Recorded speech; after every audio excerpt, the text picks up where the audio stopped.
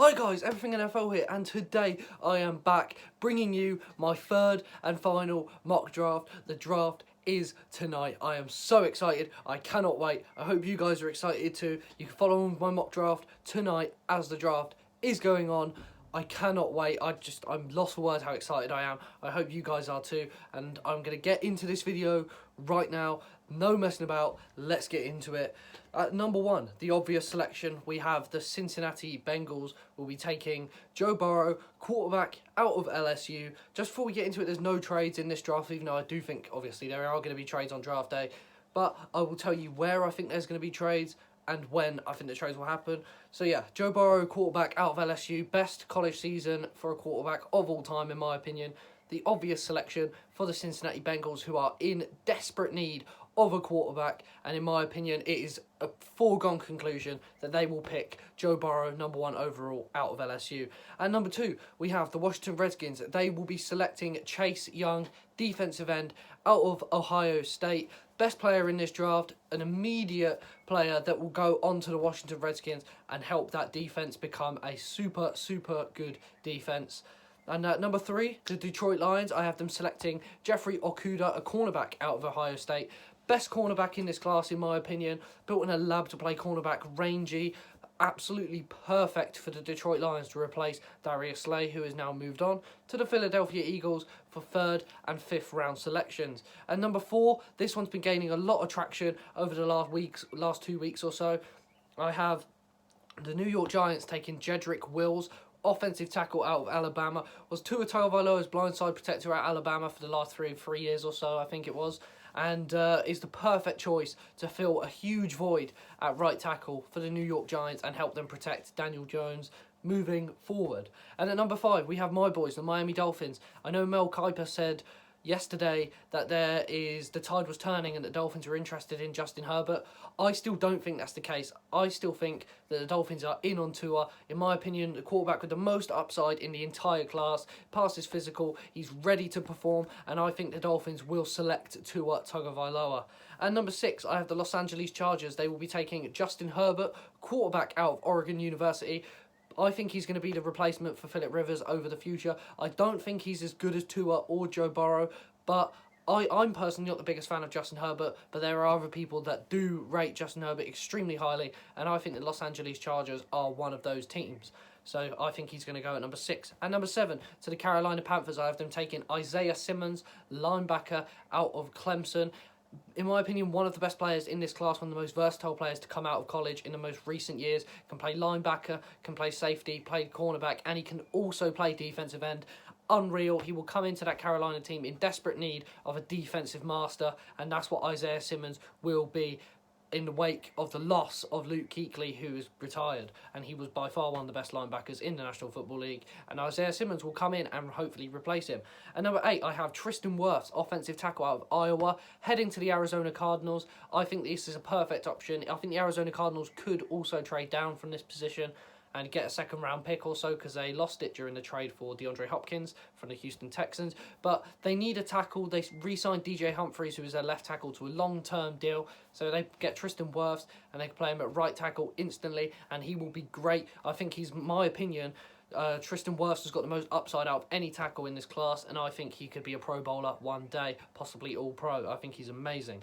At number nine, we have one of my favourite players in the entire class, Derek Brown, interior defensive lineman out of Auburn, going to the Jacksonville Jaguars. They need a defensive lineman after the loss of Calais Campbell, went to the Baltimore Ravens for a fifth-round pick. And Taven Bryan hasn't really performed too well, and Derek Brown can go straight onto that defensive line and succeed along the likes with Josh Allen, who is amazing, and he will help Josh Allen improve, and Josh Allen will also help Derek Brown improve. Could be one of the best defensive line duos in all of football for years to come. And number 10, I have the Cleveland Browns taking Mekhi Becton, offensive tackle out of Louisville. This is, in my opinion, a fantastic option. The team needs a left tackle, and that's what they're going to get in Mekhi Becton.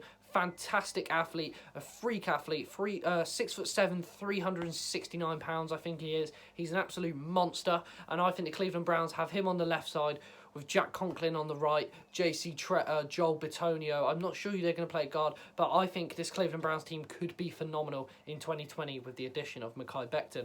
At number 11, I have the New York Jets selecting Henry Ruggs III, wide receiver out of Alabama.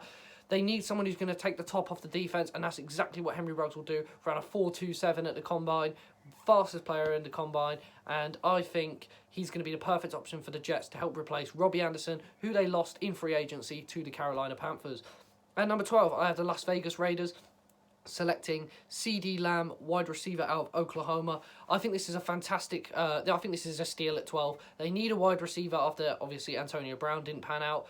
And at the moment, they've got Tyrell Williams, Hunter Renfrow are two good options. But if you get CeeDee Lamb, he could be your number one receiver for years to come. And I think he is an absolute steal at pick number 12. And at pick number 13, this one might shock you. It was kind of, when I was writing this mock draft, I wasn't too sure, but in my opinion, this has been gaining traction for the last week or so. Javon Kinlaw, interior defensive lineman out of South Carolina, could go to the San Francisco 49ers at 13, help replace DeForest Buckner, who they traded away to the Indianapolis Colts for the 13th overall selection. I know they just extended Arik Armstead, but Javon Kinlaw could slide straight in on that defensive line and be a threat for the 49ers as they go on and try and defend their NFC title.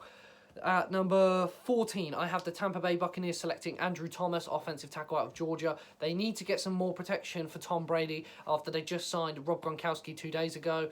And they also now, that offense could look amazing. Think about it, Andrew Thomas, you've got Ali Marpet, Ryan Jensen, fantastic offensive lineman. Then you've got Rob Gronkowski at tight end, Mike Evans, Chris Godwin, Tom Brady. They need a running back. They can get a better running back anywhere.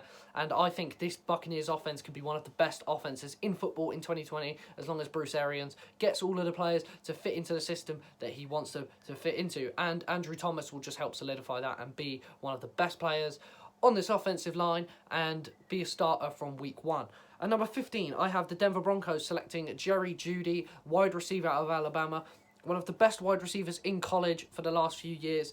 And if he falls to 15 and Denver are picking at 15, it will be an easy selection for them to make. Jerry Jeudy, in quite a lot of people's opinions, is the best wide receiver in this class. And I think he's the number 2 wide receiver in my class. But I think the Broncos could possibly trade up for either Jerry Jeudy or CeeDee Lamb with the Browns, because the Browns apparently will be moving down, and tackles will still be available at 15. Fantastic tackles like Josh Jones and Ezra Cleveland should still be available at 15, so there's the option. At number 16, I have the Atlanta Falcons taking CJ Henderson, a cornerback out of Florida. It's a fantastic option for them. They need to replace Desmond Trufant. They need a defensive back. Think about it, they've got Keanu Neal at strong safety, DeMonte Kazee, I think he's still there. I'm not too sure, but he's a good free safety. And at cornerback, they've got, I think it's Trent Sheffield and Isaiah Oliver, I think that is. And they've got him at cornerback, and I think CJ Henderson to that. Fantastic young corner to help this Atlanta defense.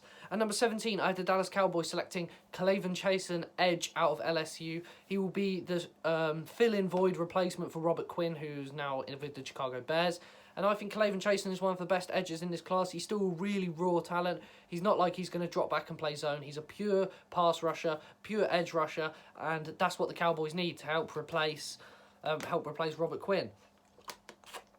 At number 18, I have the Miami Dolphins selecting Josh Jones, offensive tackle out of Houston. I think this is a great pick for my Miami Dolphins, who need an offensive tackle to help that offensive line with the additions of Ted Karras, Eric Flowers, etc., etc. It's a good addition. We will probably be banking a lot on the offensive line in this draft and putting a lot of money, and, well, not a lot of money, a lot of draft picks into the offensive line to help build that up and protect whoever our quarterback is come later on tonight.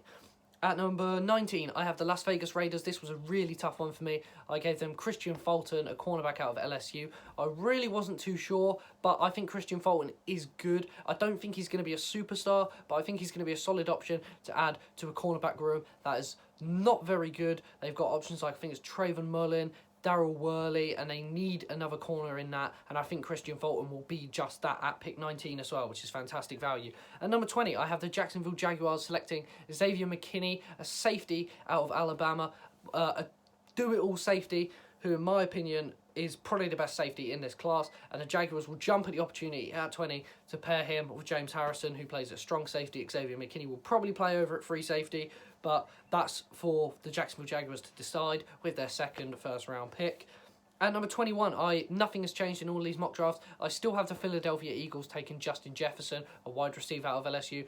Was fantastic last season. In the slot, Joe Burrow's top weapon alongside with Jamar Chase, who's going to be a phenomenal wide receiver in the 2021 draft class next year.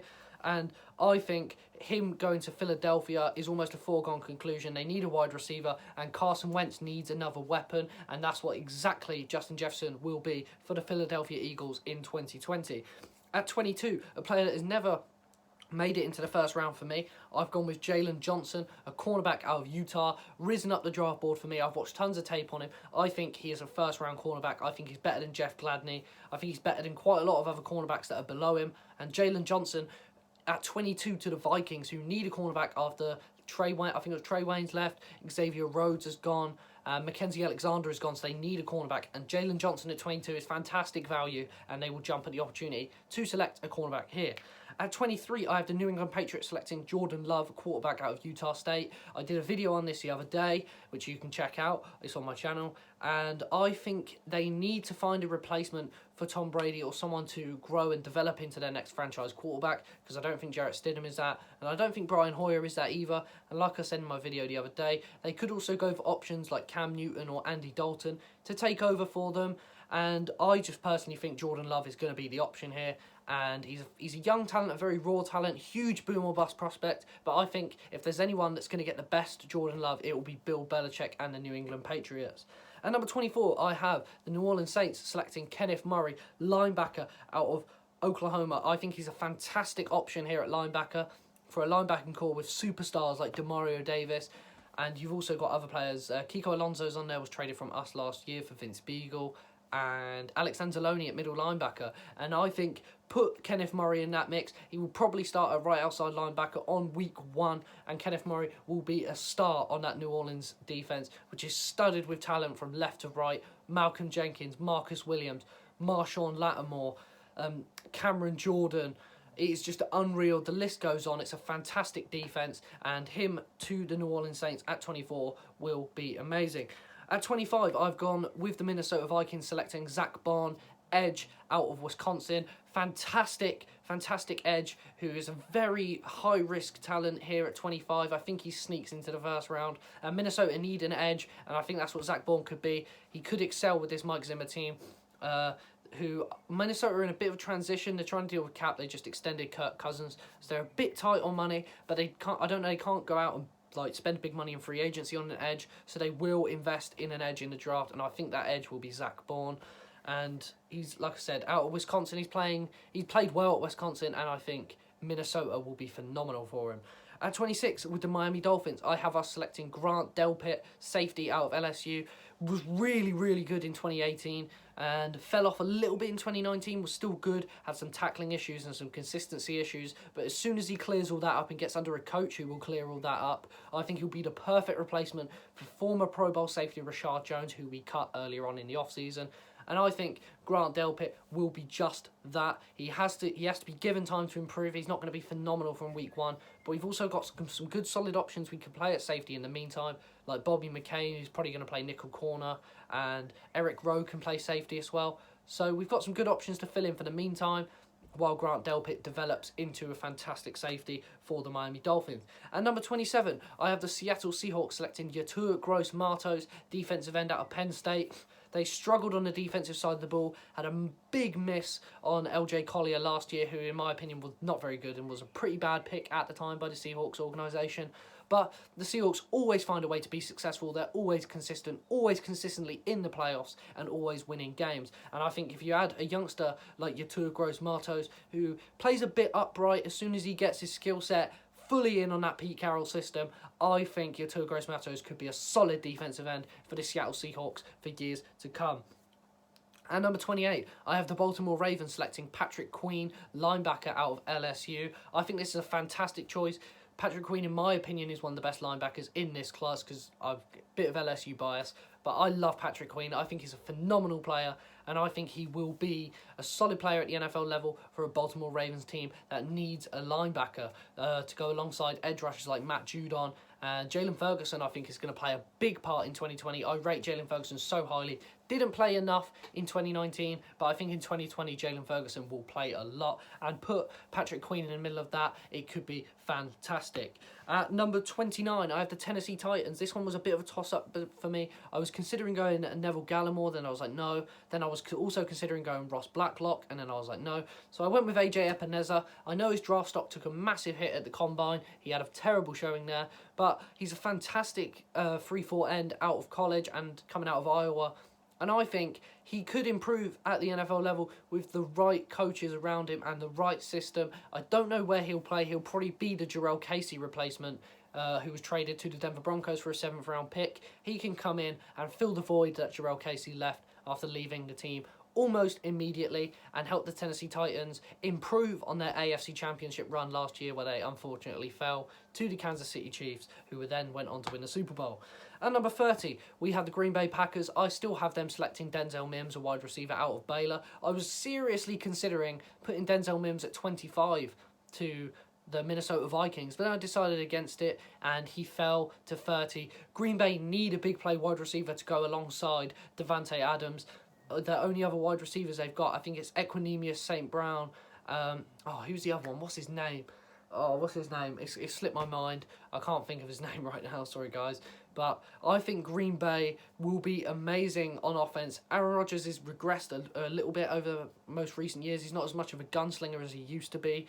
But he's still great, and I think if you give Denzel Mims, give him another weapon in Denzel Mims, I think he will succeed hugely in that Green Bay Packers offense. Might not start all the time year one, but will play a lot in the years to come. That's the other wide receiver's name, Marquez Valdes-Scantling. How did I forget his name?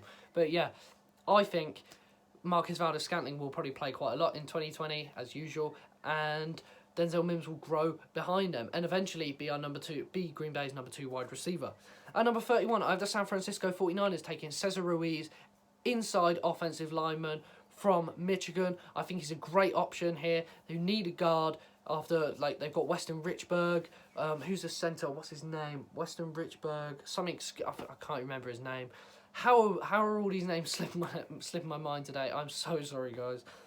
But yeah, Cesar Ruiz will be a solid option. He needs to take time to grow. I can possibly see the 49ers trading back into the top of the 2nd round to select Cesar Ruiz. But personally, I also think this is an option where the Miami Dolphins could trade up from number 5 in the 2nd round, pick 37, to pick 31 and having our 4th first-round selection and using that on Cesar Ruiz to help in our inside offensive line. Now we've got Michael Dieter, but he can be improved on. And yeah, but the 49ers take Cesar Ruiz, a solid option for them. And we go on to the final pick in my 3rd and final mock draft. Before the draft tonight, I'm so hyped. Kansas City Chiefs select AJ Terrell, cornerback out of Clemson, a cornerback who has risen up my draft board a lot over the last 2 weeks, and I think he will be a fringe first-round player, and Kansas City Chiefs need a cornerback to help replace Kendall Fuller, who they just lost to the Washington Redskins in free agency, and AJ Terrell will do just that. I think he's got a ton of upside. I now rate him higher than Jeff Gladney, Jalen Johnson as well at number 3, then CJ Henderson at 2, and Jeffrey Okudah at 1. That's how I'm rating it. Jeff Gladney is now number 5 on my board. That's my cornerback rankings. And yeah, that's it for my mock draft today. I hope you guys are hyped for the draft tonight. I cannot wait. Be sure to follow along with this as you are watching the draft later on and tell me what you think. And I will see how many I get right. Be sure, because this weekend there is going to be tons and tons and tons of videos on the NFL draft. Daily reviews. I will be going through daily reviews of day 1, day 2 and day 3, grading every single pick for every single team. I hope you guys are excited, because I am. And yeah, that's it. Like, subscribe, turn on notifications so you never miss an upload. And I will see you tomorrow. I hope you guys enjoyed the draft tonight. See you later, guys.